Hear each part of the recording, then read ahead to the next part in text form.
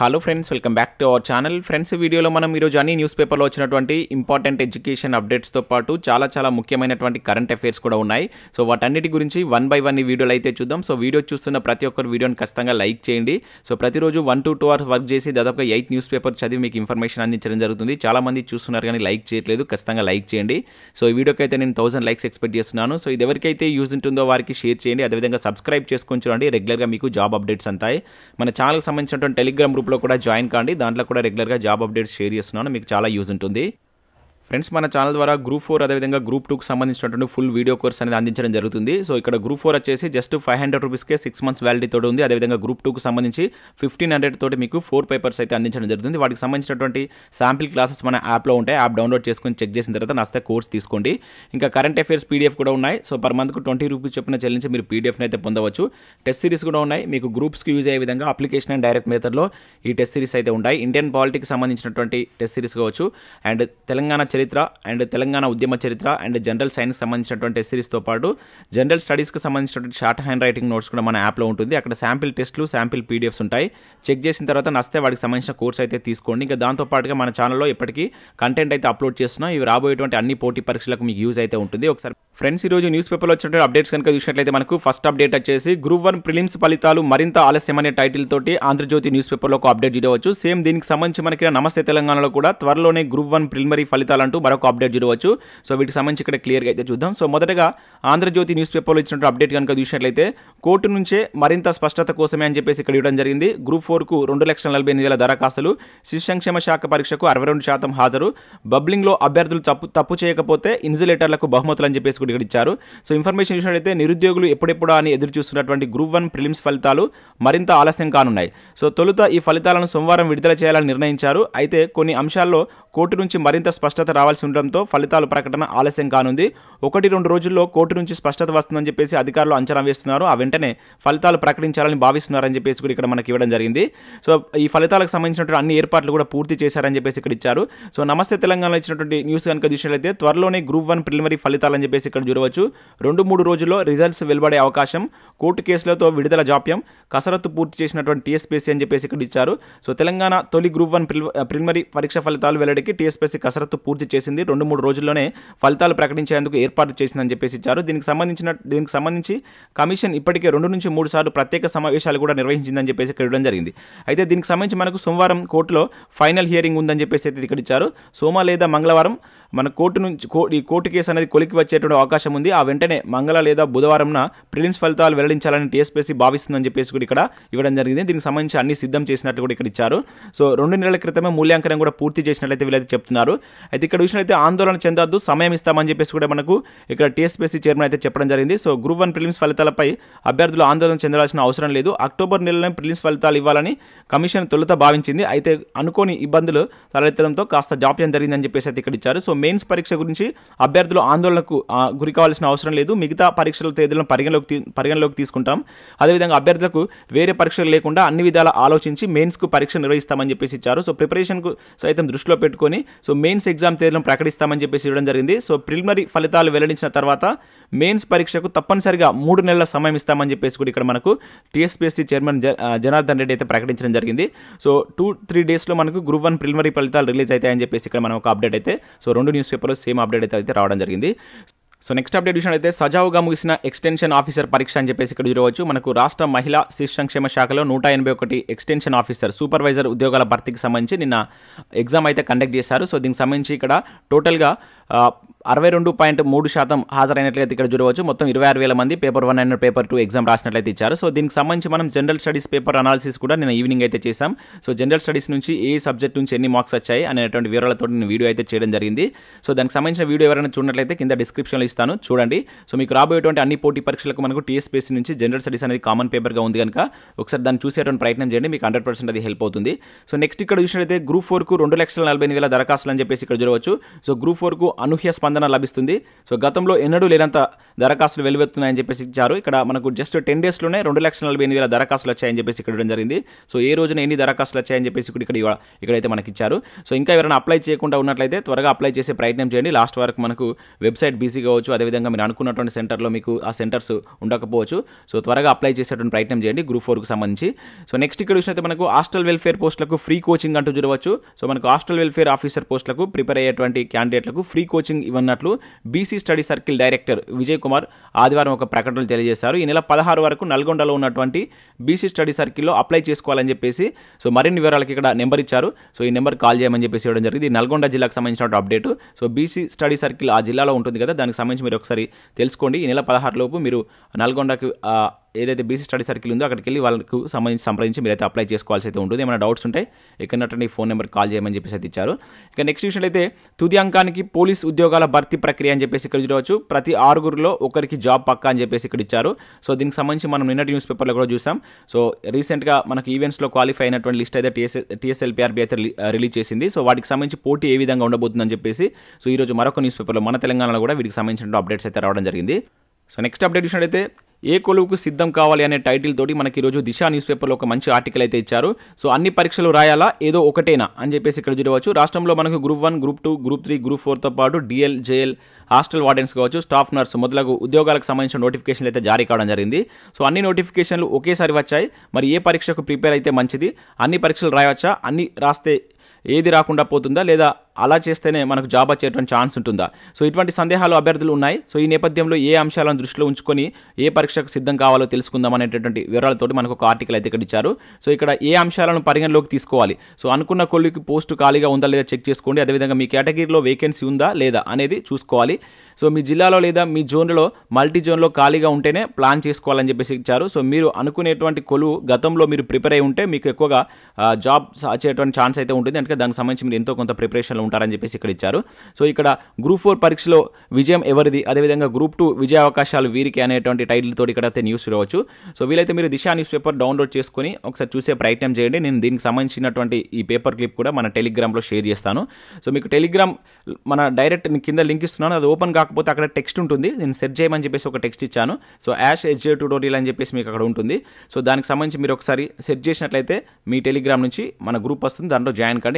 ఎందుకంటే మన నేమ్ తోటి వేరే వాళ్ళు కూడా గ్రూప్ క్రియేట్ చేస్తున్నారు. అందుకనే మన ఛానల్ లోగో చూసుకొని మీరు కన్ఫర్మ్ అయిన తర్వాతనే దాంట్లో జాయిన్ కండి. సో నెక్స్ట్ ఇక కరెంట్ అఫైర్స్ అయితే చూద్దాం. సో ఇవి మనకు వివిధ న్యూస్ పేపర్లో వచ్చినటువంటి ఎడ్యుకేషన్ అప్డేట్స్, చాలా ముఖ్యమైనటువంటి కరెంట్ అఫైర్స్ అయితే ఈరోజు రావడం జరిగింది. స్కిప్ చేయకుండా చూడండి, ఖచ్చితంగా లైక్ చేయండి. Okay, so first current affair కనుక చూసినట్టయితే అంతర్జాతీయ స్థాయిలో నదీ నౌక విహారం అంటూ ఒక ఇంపార్టెంట్ కరెంట్ అఫైర్ ఇక్కడ చూడవచ్చు. 13న ఎంపీ గంగా విలాస్ను ప్రారంభించినటువంటి ప్రాధాన్యం అని చెప్పేసి ఇచ్చారు.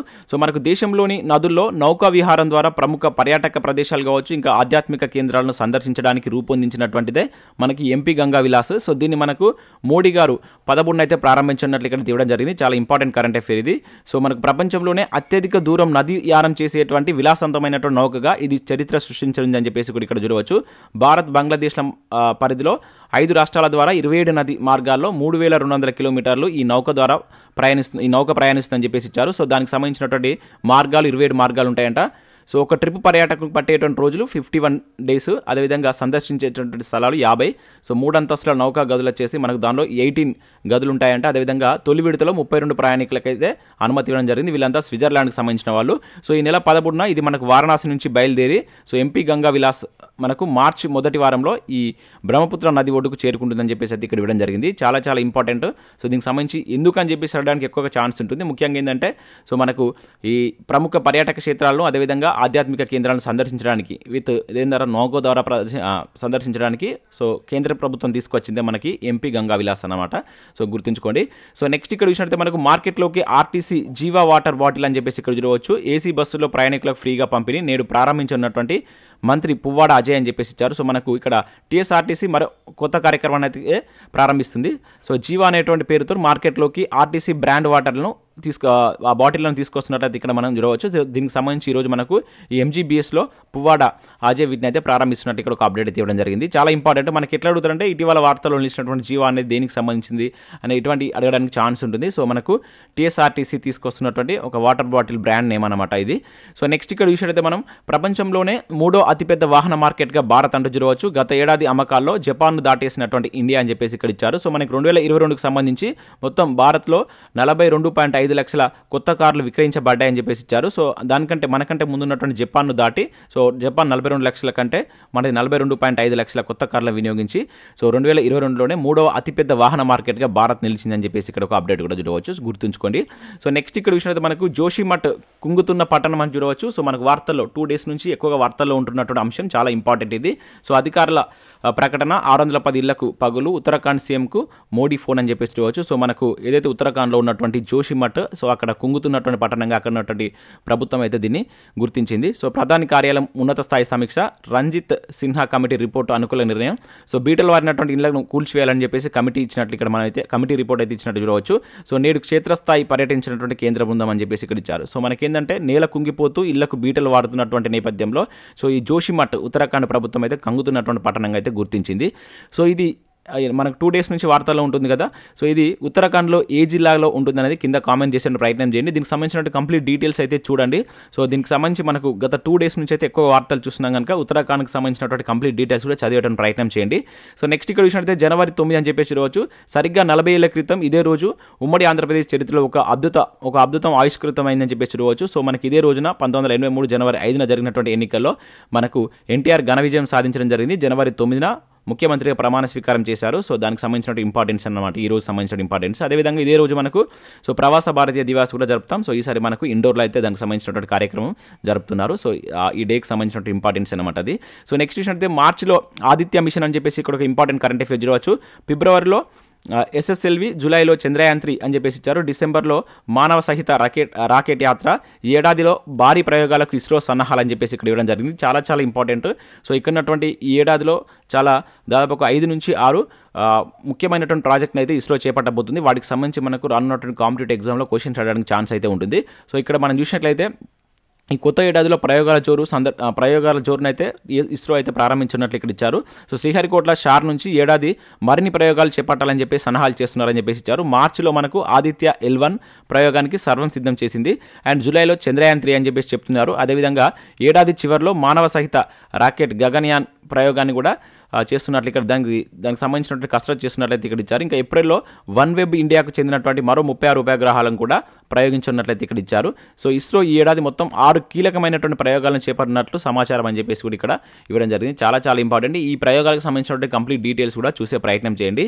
సో నెక్స్ట్ ఇక్కడ హింద్ కేసరి అభిజిత్ అని చూడవచ్చు. పురుషుల విభాగంలో టైటిల్ నెగ్గినటువంటి మహారాష్ట్ర రెజ్లర్, మహిళల హింద్ కేసరి విజేత పుష్ప అని చెప్పేసి ఇక్కడ చూడవచ్చు.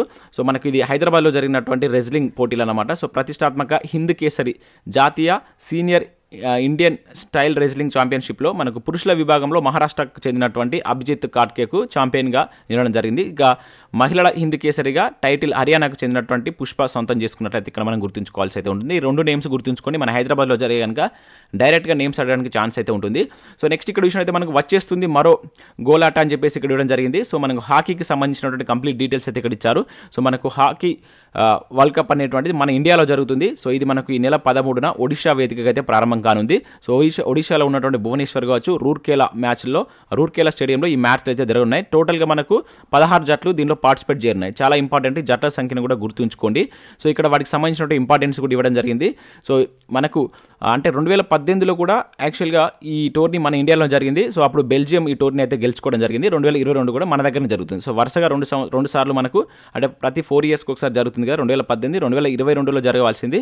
సో కోవిడ్ కారణం వల్ల ఇప్పుడు 23లో అయితే దీన్ని కండక్ట్ చేస్తున్నారు. సో ఇది గుర్తుంచుకోండి. సో ఇప్పటి వరకు మనకు 14 ఈ హాకీ టోర్నీ అయితే జరిగాయట. 1971లో ఈ టోర్నీ అయితే మనకు ప్రారంభం కావడం జరిగింది. మొదట్లో 2 ఇయర్స్ ఉండేది, కాకపోతే ఇప్పుడు 4 ఇయర్స్కి ఒకసారి ఈ టోర్నీ అయితే కండక్ట్ చేస్తున్నారు. సో అత్యధికంగా మనకు పాకిస్తాన్ దీనికి సంబంధించినటువంటి టోర్నీ అయితే గెలుచుకుంది. సో చాలా ఇంపార్టెంట్, ఇది గుర్తుంచుకోండి. కాకపోతే ఈసారి పాకిస్తాన్ మాత్రం అర్హత సాధించలేదన్నమాట. లాస్ట్ టైం జరిగినటువంటి ఆసియా కప్లో తొలి 4 స్థానాల్లో కూడా మనకు పాకిస్తాన్ లేదు. కనుక ఈ టోర్నీకి ఇప్పుడు ప్రజెంట్ మనకి ఎక్కడైతే ఒడిశాలో జరగబోయేటువంటి దీనిలో మనకు పాకిస్తాన్ అయితే అర్హత సాధించలేదు. ఇంకా దానికి సంబంధించిన డీటెయిల్స్ కూడా చూసే ప్రయత్నం చేయండి. నెక్స్ట్ ఇక్కడ సురక్షిత జిల్లాలో ఆదిలాబాద్కు 5వ స్థానం అని చెప్పేసి ఇక్కడ ఇచ్చారు. సో ప్రధానమంత్రి ఆర్థిక సహాయ మండలి శనివారం సామాజిక ప్రగతి సూచికను అయితే రిలీజ్ చేసింది. సో సురక్షితమైనటువంటి జిల్లాల నివేదికను కూడా దానిలో అయితే రిలీజ్ చేశారు. దీని ప్రకారం 85 మార్కులతోటి ఆదిలాబాద్ జిల్లా అత్యంత సురక్షితమైనటువంటి జిల్లాగా దేశంలో 5వ స్థానాన్ని, అదేవిధంగా తెలంగాణలో మొదటి స్థానాన్ని దక్కించుకున్నట్టు ఇక్కడ మనం గుర్తుంచుకోవాల్సి ఉంటుంది. ఈ సర్వే నందు మొత్తం 89 సూచికలను పరిగణలోకి తీసుకొని వీటిని అయితే రిలీజ్ చేశారు. సో దానిలో మన తెలంగాణ నుంచి ఆదిలాబాద్కు 5వ స్థానం, ఓవరాల్గా ఓన్లీ తెలంగాణ తీసుకుంటే ఆదిలాబాద్కు మొదటి స్థానం వచ్చినట్లు ఇక్కడ మనం గుర్తుంచుకోవాల్సి అయితే ఉంటుంది. సో నెక్స్ట్ ఇక్కడ చూసినట్లయితే అడిలైట్ విన్నర్ జాకోవిచ్ అని చూడవచ్చు. సో ఆస్ట్రేలియన్ ఓపెన్ సన్నాహంగా జరిగినటువంటి అడిలైట్ ఓపెన్ టెన్నిస్ మ్యాచ్ ఉంటుంది కదా, దానికి సంబంధించి మనకి ఇక్కడ జాకోవిచ్ టైటిల్ని గెలుచుకున్నట్టు ఇక్కడ అప్డేట్ కూడా చూడవచ్చు. సో నెక్స్ట్ చూసినట్లయితే మనకు అనాహత్కు మరో టైటిల్ అని చెప్పేసి ఇక్కడ ఇచ్చారు. సో భారత టీనేజ్ స్క్వాష్ సంచలనం అనాహత్కు సో మరొక అంతర్జాతీయ టైటిల్ అయితే రావడం జరిగిందని చెప్పేసి ఇక్కడ ఇచ్చారు. సో ఇక్కడ చూసినట్లయితే మనకి ఇది బ్రిటిష్ జూనియర్ ఓపెన్ బాలికల అండర్ 15 విభాగంలో సో ఆమె అయితే ఛాంపియన్గా నిలిచింది. సో ఇటువంటి క్వశ్చన్స్ ఏ విధంగా అడుగుతారంటే ఈ నేమ్ అడుగుతాడు. సో అనాహత్ అనేటువంటి పర్సన్ ఏ గేమ్కి సంబంధించినటువంటి వారు అని చెప్పేసి అంటారు. సో స్క్వాష్ అని చెప్పేసి గుర్తుంచుకోండి. ఒకవైపు వాళ్ళ నేమ్స్ ఇస్తాడు, ఒకవైపు గేమ్స్ ఇచ్చేసి సో వాటిని మ్యాచ్ చేయమంటాడు కనుక సో ఇటువంటి గేమ్స్ సంబంధించినటువంటి నేమ్స్ అనేది చాలా చాలా ఇంపార్టెంట్. సో ఇవి మనకు వివిధ న్యూస్ పేపర్లో వచ్చినటువంటి current affairs, education updates. So video నచ్చినట్లయితే లైక్ చేసి మీ మిత్రులకైతే షేర్ చేయండి. Thanks for watching. Thank you everyone.